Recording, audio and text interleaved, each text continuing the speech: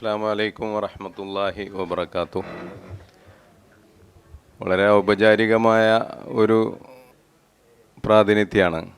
അൽഹംദുലില്ലാഹ്, നമ്മുടെ വളരെ സുപ്രധാനമായ ഒരു ആശയത്തിൻ്റെ പ്രതിനിധാനവും പ്രബോധനവും നടത്തുന്ന ആളുകളെ ഒരുമിച്ച് കാണാൻ കഴിയുക എന്നത് തന്നെ വലിയ സന്തോഷമുള്ള കാര്യമാണ്. അല്ലാഹു സുബ്ഹാനഹു വ തആല ഇതിൻ്റെ എല്ലാ തലങ്ങളിലും ഖൈറും ബർക്കത്തും നൽകി നമ്മളെല്ലാവരെയും അനുഗ്രഹിക്കുമാറാകട്ടെ. കൂടുതലായി ഒന്നും ഓർമ്മപ്പെടുത്താനില്ല. ഞാൻ വന്നത് റഹീം സാഹിബിൻ്റെ പ്രസൻറ്റേഷൻ കാണാനും ഹഫീൽ സാറിൻ്റെ അവതരണം കേൾക്കാനുമാണ്. ഒന്ന് നഷ്ടപ്പെട്ട് ഇനി അടുത്തത് കിട്ടാൻ വേണ്ടിയിട്ടിരിക്കുകയാണ്. ഇൻഷാ അല്ലാഹ്. അല്ലാഹു സുബ്ഹാനഹു വ തആല അറിയിച്ചതുപോലെ വഹുവല്ലദി ജഅലൽ ലൈല വന്നഹാറ ഖിൽഫത്തൻ ലിമൻ അറാദ അൻ യദ്ദക്കറ ഔ അറാദ ശുക്കൂറ. ഞാൻ എപ്പോഴും പറയാറുള്ളത് പോലെ ഖുർആൻ കലണ്ടർ പഠിപ്പിക്കാൻ വന്നിട്ടില്ല. മനുഷ്യകുലത്തിന് പ്രകൃതിയിൽ നിന്ന് മനസ്സിലാക്കാൻ കഴിഞ്ഞ കലണ്ടർ വെച്ചിട്ട് ജീവിതത്തെക്കുറിച്ചുള്ള പല പാഠങ്ങളും പഠിപ്പിക്കാനാണ് ഖുർആൻ വന്നത്. പക്ഷേ നമ്മുടെ കാലമായപ്പോഴേക്ക് കലണ്ടർ തന്നെ നമുക്ക് മനസ്സിലാവാതെ പോയി.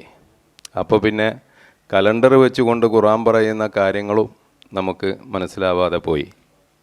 അതിൽ പെട്ട സുപ്രധാനമായ ഒരു ആയത്താണിത്. എല്ലാവർക്കും പരിചയം ഉണ്ടാവും. സൂറത്തുൽ ഫുർഖാനിൻ്റെ അവസാന ഭാഗത്ത് വഇബാദുർ റഹ്മാനില്ലദീന യംശൂന എന്ന് തുടങ്ങുന്ന ആയത്ത്. ഇതിന് തൊട്ട് മുകളിലൊരു ചെറിയ ആയത്ത് കാണാം. വഹുവല്ലദി ജഅലൽ ലൈല വന്നഹാറ ഖിൽഫത്തൻ ലിമൻ അറാദ അൻ യദ്ദക്കറ ഔ അറാദ ശുക്കൂറ. എല്ലായിടത്തും ഖുർആനിലെല്ലായിടത്തും ആദ്യം രാത്രിയും പിന്നെ പകലും പറഞ്ഞെന്നാണ് ഏറ്റവും വലിയ ഖുർആനെതിരെയുള്ള ആരോപണം. ഖുർആൻ ചെയ്തെന്തോ വലിയ അപരാധമായി പോയി എന്നാണ്. ആദ്യം രാത്രിയും പിന്നെ പകലും. എന്താണ് യഥാർത്ഥത്തിൽ ഓരോ സ്ഥലത്തും ഖുർആൻ കൊണ്ടുവച്ചിട്ടുള്ള അക്ഷരങ്ങളെക്കുറിച്ച് പോലും അതിൻ്റെ ഒരു പ്രാധാന്യത്തെക്കുറിച്ച് പോലും അറിയാതെയുള്ള ആരോപണമാണത്. വഹുവല്ലദീ ജഅലൽ ലൈല വന്നഹാറ, അവൻ രാത്രിയെ ആക്കിയിരിക്കുന്നു പകലിനെയും ഖിൽഫത്തൻ പിന്തുടർന്ന് വരുന്നത് ആക്കിയിരിക്കുന്നു. അപ്പോൾ പിന്തുടർന്ന് വരിക എന്നുള്ളത് രാത്രിയുടെയും പകലിൻ്റെയും സ്വഭാവമാണ്. പക്ഷെ അത് ആദ്യം കിട്ടിയത് രാത്രിക്കാണ്. പിന്തുടർന്ന് വരിക എന്ന സ്വഭാവം ആദ്യം രാത്രിക്ക് കിട്ടണമെങ്കിൽ രാത്രി ആരെയാണോ പിന്തുടർന്നത് അതവിടെ ഉണ്ടാവണം. അപ്പോഴാണ് അല്ലൈൽ ആദ്യം ഖിൽഫത്താകുന്നത്. ലൈല് പിന്തുടർന്ന് വന്നതിന് ശേഷമാണ് പിന്നെ നഹാറ് പിന്തുടർന്ന് വരിക എന്ന സ്വഭാവത്തിലേക്ക് മാറുന്നത്. ഇതൊക്കെ അള്ളാഹു നിശ്ചയിച്ചത് ലിമൻ അറാദ അൻ യദ്ദക്കറ, അതിൽ ഉൾക്കൊള്ളിച്ചിട്ടുള്ള ദിക്ർ ഉൾക്കൊള്ളാനും ഔ അറാദ ശുക്കൂറ, അതിനനുസരിച്ച് നന്ദിയുള്ളവനായി മാറാനുമാണ്. അതിനിത് തിരിയണ്ടേ? നമ്മളിപ്പോഴും രാവാണോ പകലാണോ ആദ്യം എന്ന ചർച്ച തീർന്നിട്ടില്ല. പിന്നെ അല്ലേ അതിലുള്ള ഗുണപാഠങ്ങൾ നേടിയെടുക്കുന്നതിലേക്കുള്ള ശ്രദ്ധ.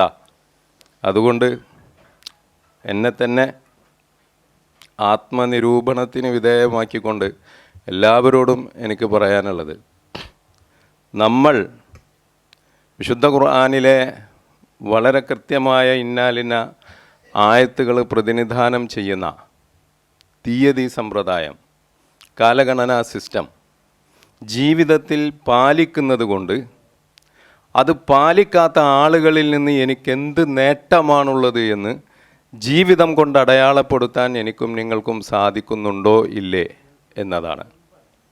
കേവലം വർഷത്തിൽ 1, 2, 3 തവണ മാറി വരുന്ന സാമുദായികമായ ചില ആരാധനകളുടെ സന്ദർഭങ്ങളിൽ നമ്മുടെ ജീവിതത്തിലും കയറി ഇറങ്ങിപ്പോകുന്ന ഒരു ചർച്ചയും അനുഭവവുമല്ലാതെ എന്താണ് കലണ്ടർ തീയതി എന്ന വിഷയത്തിൽ ഖുർആൻ നമ്മുടെ മുന്നിൽ വെച്ചതായി നമ്മൾ തന്നെ പറയുന്ന ഈ സമ്പ്രദായം സ്വീകരിക്കുക വഴി, ഖുർആനിൻ്റെ എല്ലാ നിർദ്ദേശങ്ങളെക്കുറിച്ചും അങ്ങനെയാണല്ലോ, പലിശ പാടില്ല എന്ന് പറഞ്ഞിട്ടുണ്ട്. പലിശ പാടില്ല എന്ന നിർദ്ദേശം ജീവിതത്തിൽ ഞാൻ സ്വീകരിക്കുന്നത് കൊണ്ട് എൻ്റെ ജീവിതത്തിലെ മാറ്റങ്ങൾ ഇന്നതാണ്, പലിശ സ്വീകരിക്കുന്നവൻ്റെ പ്രശ്നങ്ങൾ ഇന്നതാണ് എന്ന് ജീവിതം കൊണ്ട് അടയാളപ്പെടുത്താൻ കഴിയുന്നത് പോലെ ഈ തീയതി അതിൻ്റെ പ്രാപഞ്ചികമായ അടയാളങ്ങളെയും പ്രതിഭാസങ്ങളെയും സംവിധാനങ്ങളെയും ജീവിതത്തിലേക്ക് സ്വീകരിക്കുന്നതിൻ്റെ പേരിൽ ഞാനും ഞാനല്ലാത്തവരും തമ്മിൽ എന്താണ് വ്യത്യാസം എന്ന് ജീവിതം കൊണ്ട് നമുക്ക് അടയാളപ്പെടുത്താൻ കഴിഞ്ഞാൽ തീർച്ചയായും അത് തന്നെയാണ് ഏറ്റവും വലിയ പ്രബോധനം എന്നുണർത്തിക്കൊണ്ട് ഈ പരിപാടിക്കും ഇതിൻ്റെ അനുബന്ധമായ എല്ലാ കാര്യങ്ങൾക്കും ഇതിനെല്ലാം നേതൃത്വം നൽകിക്കൊണ്ടിരിക്കുന്ന ഈ ഹിജ്റ കമ്മിറ്റിക്കും ഹിജിരി കമ്മിറ്റിക്കും എല്ലാവിധ സംഘാടന സംവിധാനങ്ങൾക്കും ഈ പ്ലാറ്റ്ഫോമിൽ നിന്ന് അള്ളാഹുവിൻ്റെ അനുഗ്രഹത്തിനായി ദുആ ചെയ്ത് ആശംസകൾ അർപ്പിച്ചുകൊണ്ട് നിർത്തുന്നു. അസ്സലാമു അലൈക്കും വറഹ്മത്തുള്ളാഹി.